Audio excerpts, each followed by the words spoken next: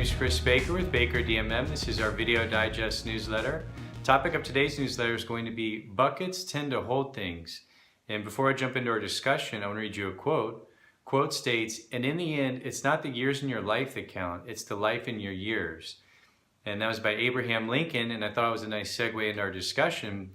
And really that just centers around, I think probably for any of us in the world, we have goals, we have dreams, we want to accomplish things, we want to travel, we want to maybe start a business, we want to maybe have a family.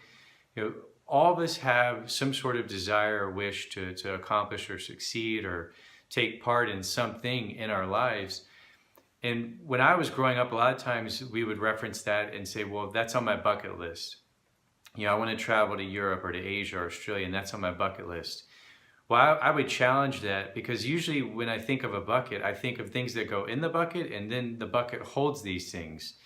And so you throw some things in a bucket, and then maybe another day later you throw some more things in the bucket. Well, before you know it, everything's going in the bucket, and then the things that you put in it in the beginning are now buried at the bottom, and the things at the top are the most recent items you put in the bucket. So I don't know, just for me from a logical standpoint, a bucket list really doesn't make any sense, because you put the things in the bucket and then maybe you'll never do them. So I would look at it more of like a to-do list.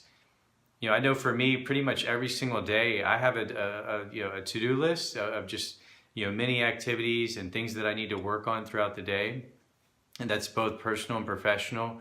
Of course, I have some long-term goals, some mid-range goals, and then my day-to-day kind of short-term, just little things that I need to work on, day in and day out, that of course tie into the mid-range and the long-range goals.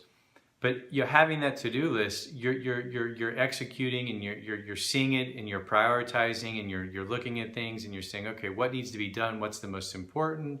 What's the second most important? What's the third most important? And then maybe there's something that it'd be nice to get to today, but it's really not that big of a deal, or it's not, there's no deadline, and it's not a huge deal to get to it today. Maybe I can do it tomorrow. But if I have some free time after I do my key, to-dos, okay, well, fine, then I'll do it. But so I like the idea of a to-do list, and really tying that into your finances. One of the key things is getting organized with your finances, and as I mentioned earlier, having a to-do list, you can prioritize the items of your financial world and say, okay, these are important to me. These are, maybe I have some debt that I need to pay down. Maybe I have some credit card debt or a student loan debt, or whatever it may be. Maybe it's an old medical bill that you want to get rid of. You put these things on your to-do list, and you can start working through them. Maybe you want to start creating your own financial statements, which would be pretty high on the list. You want to have a budget, so that way you can start understanding what's coming into your financial world and what's going out. And then once you get a budget, then you can start actually planning and start making decisions with your money on how to achieve your financial goals. So you get a budget, maybe then you want to put together a net worth statement, and that's a summary of all of your assets and your liabilities. And you subtract your assets or the liabilities from your assets, and then you're going to get your net worth, your personal net worth. So then you'll know, okay, I've got a $200,000 home, and I've got that I've got equity in, and that's the value, and I've got a $50,000 mortgage still in that home. So your net worth would be $150,000. So you have a budget, you have a net worth.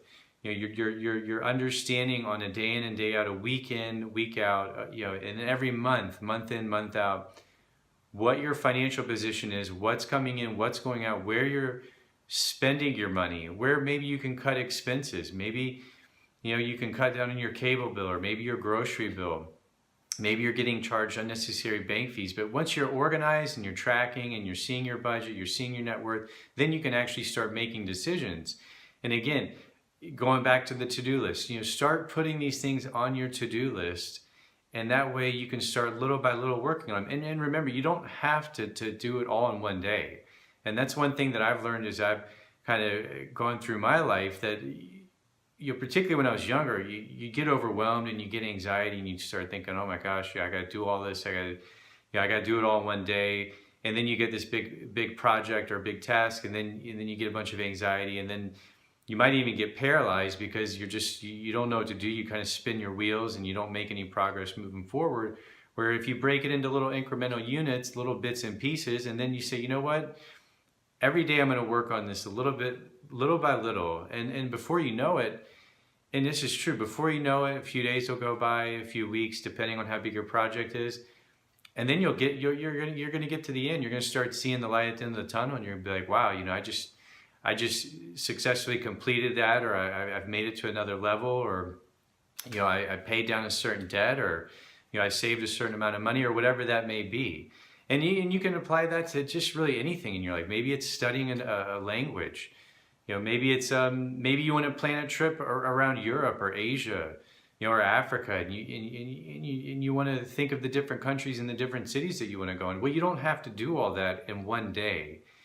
You could give yourself a few weeks, a few months, and then little by little you could, you know, pick out one city, one country per 10, 15, 30-minute sitting, and you could research that and figure out where you want to go, and then the next day you could pick a different city or a different country.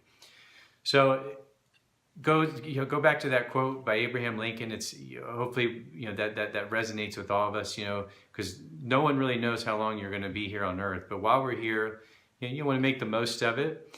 And again, it doesn't matter. You could live 500 years, but if you don't really take advantage and do the things that you want to do and work on your dreams and your goals and your wishes and desires, then you might even live a long time. But then you're going to feel you cut your life short.